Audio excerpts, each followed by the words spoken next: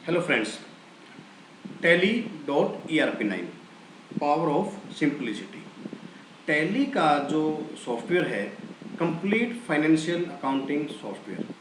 अब इस सॉफ्टवेयर में हम अकाउंटिंग, इन्वेंट्री, बैंकिंग, अपना जीएसटी, ई वे बिल सब कुछ इसमें मैनेज करते हैं। टैली का एक सॉफ्टवेयर है, आप लोग इसको परचेज करते हो, इसमें अकाउंटिंग करते हो और जो टैली के सर्टिफाइड पार्टनर हैं आप उनसे इसकी सर्विसेज लेते हो। आई मीन टू से टैली का सॉफ्टवेयर आप जहाँ से परचेज करते हो वहाँ से सर्विस लेते हो। बट मैं ये कहना चाहता हूँ मेरे दोस्तों, आप टैली का सॉफ्टवेयर परचेज करते हो, टैली की नॉलेज है आपको, टैली की सर्विस भी आप लेते हो, प्रॉपर आपको मिलती भी है। बट टैली की सर्विसेज आपको वहाँ से प्रॉपर मिलेगी जिस पार्टनर को या जिसको टैली का प्रोडक्ट का फुल नॉलेज होता है, राइट। टैली की प्रोडक्ट के नॉलेज के बारे में यदि मैं बात करूं, टैली में अकाउंट कैसे क्रिएट करते हैं, आप इन्वेंट्री कैसे मैनेज करते हो, जीएसटी की डिटेल्स कैसे उसमें फीड करते हो, टैली में कंपनी का लोगो कैसे प्रिंट करते हैं, टैली में यदि मैं बात करूं तो आपकी बैंकिंग डिटेल कैसे प्रिंट होती है, और यदि मैं बात करूं मल्टी यूज़र की तो टैली की कॉन्फ़िगरेशन कैसे करते हैं, चाहे वो टैली का सर्वर हो या फिर टैली के सर्वर के साथ जो क्लाइंट ऐड होते हैं उनमें कॉन्फ़िगरेशन कैसे करते हैं। तो ये सब बातें मैं इस वीडियो में बताने की कोशिश करूँगा जिससे आप टैली की कॉन्फ़िगरेशन, टैली में प्रिंटिंग या टैली मल्टी यूज़र की सेटिंग, सर्वर की, क्लाइंट की, या अपना टैली में बैंकिंग का जो प्रिंटिंग निकालते हैं, ये सब छोटी छोटी बातें हैं जो आप टैली में आप कॉन्फ़िगरेशन, टैली की सेटिंग, ये सब टैली में आप खुद भी कर सकते हो। इस वीडियो के माध्यम से आप लोग मेरे साथ दिन भर बात करते हो या मेरे पास कॉल्स आती हैं आप लोगों की, और मैं आपको एनीडेस्क पे या टीमव्यूअर पे लेके सर्विस देता हूँ। तो मैं चाहूँगा कि अभी थोड़ा सा आप टाइम लगा के इस वीडियो पे ध्यान दें और ये वीडियो आपके काफ़ी हेल्पफुल होगी। ठीक है दोस्तों, तो मैं टैली का सॉफ्टवेयर इसमें मतलब ऑन कर रहा हूँ। देखिए, ये टैली का हमने सॉफ्टवेयर रन किया।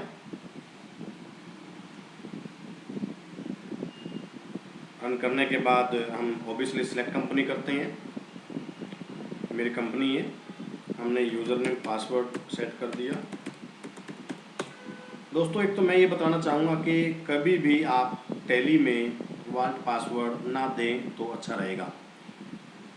वो इसलिए, कभी मान लो टैली का वॉल्ट पासवर्ड आप भूल जाते हो तो उसका कोई अल्टरनेट नहीं है, सिर्फ और सिर्फ आप उसका अल्टरनेट हो। तो दोस्तों देखिए, टैली की जो सेल इनवॉइस है उसमें हम बैंकिंग की इंफॉर्मेशन कैसे सेट करते हैं। सबसे पहले अकाउंट इंफॉर्मेशन में जाइएगा, वोचर टाइप्स में जाइएगा, ऑल्टर में जाइएगा, यहाँ पे सेल्स को सिलेक्ट कीजिएगा। सेल्स को सिलेक्ट करने के बाद आपने जस्ट कहाँ पे जाना है, डिफ़ॉल्ट बैंक। आप ये देखिए, जो भी बैंक आप प्रिंट करना चाहते हैं अपने इनवॉइस पे आप उसको सिलेक्ट कीजिए। जैसे ये मैं बैंक अपना इनवॉइस पे प्रिंट करना चाहता हूँ, ये मैंने यहाँ पे सिलेक्ट कर दिया। डिफ़ॉल्ट जुरिडिक्शन आप अपने जुरिडिक्शन पे यहाँ पे टाइप कर सकते हो, ये भी आपके इनवॉइस के ऊपर प्रिंट होके आएगा।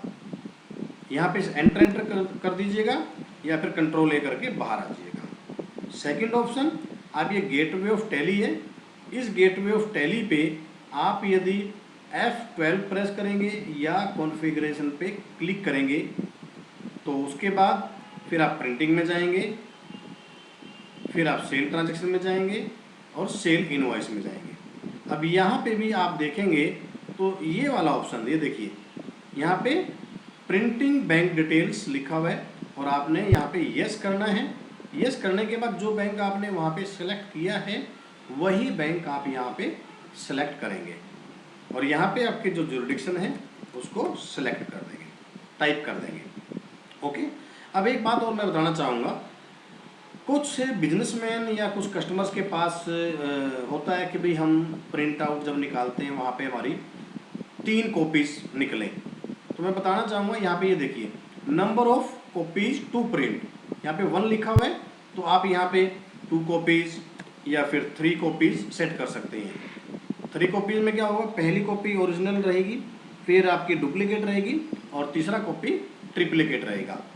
और उसके बाद जैसे आप यहाँ पे नीचे आएंगे तो ये देखिए यहाँ पे आ, एक ऑप्शन है प्रिंट कंप्लीट मेलिंग डिटेल्स, ये वाला ऑप्शन, ये भी आप यस करेंगे तो इससे क्या होगा कि भी आपका जो इनवॉइस है, सेल इनवॉइस, तो उस सेल इनवॉइस के ऊपर आपकी कंपनी का नाम, कंपनी का एड्रेस, कंपनी का फ़ोन नंबर, कंपनी की वेबसाइट, कंपनी की ईमेल आईडी, ये सब प्रिंट होके आ जाएगा। तो जो भी आपने सेटिंग करनी है आप यहाँ पे वो सेटिंग कर सकते हैं, यस और नो कर सकते हैं, जो भी आपने प्रिंट आउट निकालना है, नरेशन प्रिंट आउट निकालना है आपने, ओके। तो ये सब करके एंटर कर दीजिएगा या फिर कंट्रोल ए करके आप बाहर आ जाइएगा। अब ये देखिए जो भी हमने सेटिंग किया है बैंकिंग का, अब मैं क्या करूँगा, सबसे पहले मैं डिस्प्ले में जाऊँगा, डिस्प्ले में जाके अकाउंटिंग बुक और यहाँ पे सेल रजिस्टर, सेल रजिस्टर करने के बाद यहाँ पे जो मेरा सेल इनवॉइस है, तो यहाँ पे सेल इनवॉइस का देखिए, जैसे मेरा सेल इनवॉइस है, अब इसका यदि मैं प्रिंट आउट निकालता हूँ,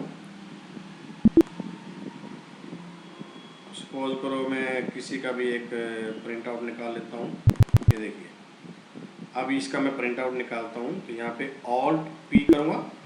उसके बाद जैसे मैं यहाँ पे देखिए नंबर ऑफ कॉपीज 3 आ गए, राइट, और यहाँ पे यस करता हूँ तो ये मेरा प्रिंट आउट यहाँ पे आ गया। ये देखिए मैं जूम किया, अब ये मेरी कंपनी की फुल इंफॉर्मेशन आ गई है, कंप्लीट डिटेल्स, मेरा वेबसाइट, ईमेल आईडी, ठीक है, ये सब आ गया। यहाँ पे आपका जो बायर है उसकी डिटेल भी है, एड्रेस भी है, और नीचे देखिए आप डाउन करेंगे तो आपकी बैंक डिटेल भी यहाँ पे प्रिंट होके आ जाती है, ठीक है।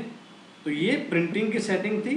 और एक और बात मैं बताना चाहूँगा कि भी कई बार क्या होता है कि भी जैसे यहाँ पे ऑल्ट पी की कमांड देते हो तो यहाँ पे आपका प्रिंट प्रीव्यू नहीं आता, तो उस केस में आप देखिए यहाँ पे ना विद प्रीव्यू लिखा होता है, आपने इस पर क्लिक करना है तो यहाँ पे नो प्रीव्यू आ गया। अब ये देखिए यहाँ पे विद प्रीव्यू लिखा आता है, तो यहाँ पे अब आपका यस करेंगे तो प्रिंट प्रीव्यू दिखाई देगा, ओके।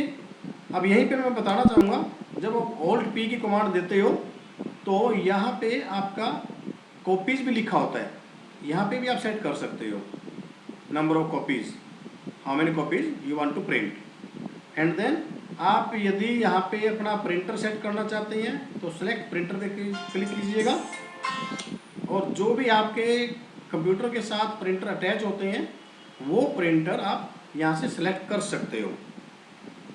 सपोज करो आपका ये प्रिंटर है और यहाँ पे एंटर करेंगे तो ये आपकी कॉन्फ़िगरेशन भी खुल जाती है, आप सेटिंग कर सकते हैं। तो ये है दोस्तों प्रिंटर की सेटिंग, आपकी प्रीव्यू की सेटिंग, आपका बैंकिंग की सेटिंग, और फिर भी आप यहाँ पे कोई भी कॉन्फ़िगरेशन में चेंज करना चाहते हो तो you have to print, sorry you have to click on configure F12, और F12 कहाँ पे आएगा ये मैं आपको दिखाता हूँ, एक सेकंड देखिए।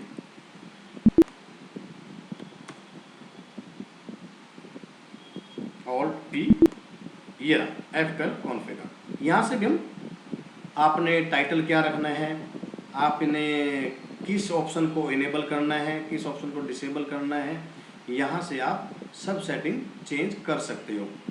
कुछ इनवॉइस के ऊपर आपने HSN कोड प्रिंट नहीं आता है, GST कॉलम नहीं आ रहे हैं, तो ये सब सेटिंग आप यहाँ पे कर सकते हो। उसके बाद एक ऑप्शन और दिया हुआ यहाँ पे F12 का, F12 पे ये देखिए आपके पेज की सेटिंग है, ये सब पेज की सेटिंग आप यहाँ पे सेट कर सकते हैं। तो ये हमारी पूरी की पूरी सेटिंग F12 कॉन्फ़िगरेशन में है।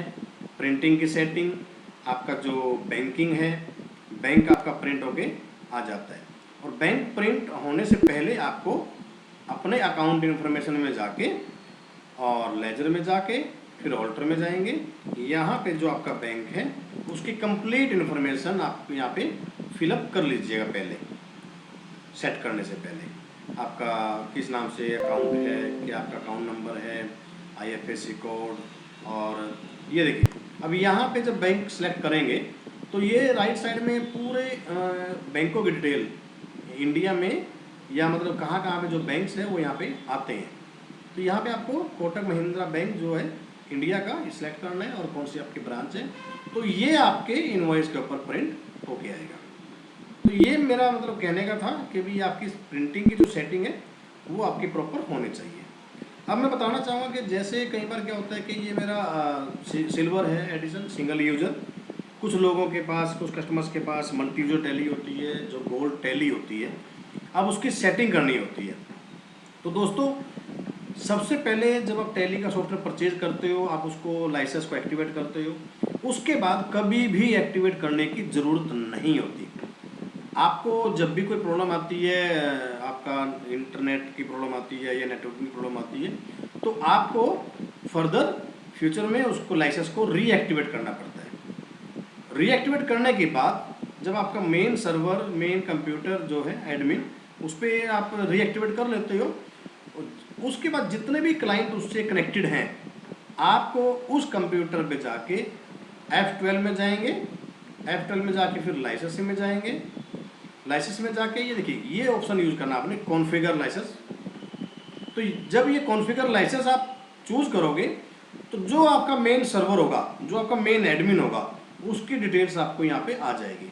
आपने जस्ट यहाँ पे एंटर करना है, तो जो आपका क्लाइंट कंप्यूटर है वो आपके सर्वर से कनेक्ट हो जाएगा और ये लाइसेंस की डिटेल यहाँ पे आ जाएगी, राइट। तो आपको रीएक्टिवेट करने की ज़रूरत नहीं है, कुछ भी आपको चेंज करने की ज़रूरत नहीं है, कोई सेटिंग चेंज करने की ज़रूरत नहीं है। आपको सिंपल ये स्टेप जो है ये फॉलो करने हैं, ठीक है। उसके बाद अब जो डेटा की सेटिंग है, जो आपका सर्वर में डेटा है, जो आपका मेन कंप्यूटर में डेटा है, वो अपने क्लाइंट पे लेके आना है। तो सबसे पहले आप क्या करेंगे, वहाँ पे जो आपका क्लाइंट कंप्यूटर है उस पर नेटवर्क ओपन करेंगे। नेटवर्क ओपन करके यहाँ पे जो आपका मेन सर्वर है ये एडमिन, ये आपको वहाँ पे नज़र आएगा। और नज़र आने के बाद यहाँ पे जो आपके हार्ड डिस्क है जिसमें आपका डेटा है वो डेटा यहाँ पे नज़र आएगा। सपोज करो मेरा डेटा D ड्राइव में है, यहाँ पे वो नज़र आएगा टैली ERP9, ये आपका डेटा। तो अब आपने क्या करना है, ये हमारा एड्रेस बार होता है ऊपर वाला, तो इसको कॉपी करने के लिए जैसे मैं दिन भर में प्रॉब्लम देखता हूँ कि भाई यहाँ पे कॉपी कैसे करना है या एड्रेस बार कौन सा होता है, तो मैं ये बताना चाहूँगा कि ये आपका एड्रेस बार होता है। और जब आपने पाथ को कॉपी करना होता है जस्ट यहाँ पे क्लिक कीजिएगा और ये देखिए ये ब्लू लाइन कलर में सिलेक्ट हो गया है। अब यहाँ पे आपने Ctrl+C करना है यानी कि कॉपी करना है। उसके बाद टैली ओपन करना है, टैली ओपन करके F12 में जाना है। F12 में जाने के बाद यहाँ पे डेटा कॉन्फ़िगरेशन में जाना है। ये आपका लोकेशन ऑफ डेटा फाइल्स है और यहाँ पे आपने Ctrl+Alt+V करना है। ये देखिए ये बात आ गया। उसके बाद आपने एंटर करना है एंड देन एक्सेप्ट करना है और कुछ नहीं, आपका डेटा यहाँ पे आ जाएगा, ठीक है।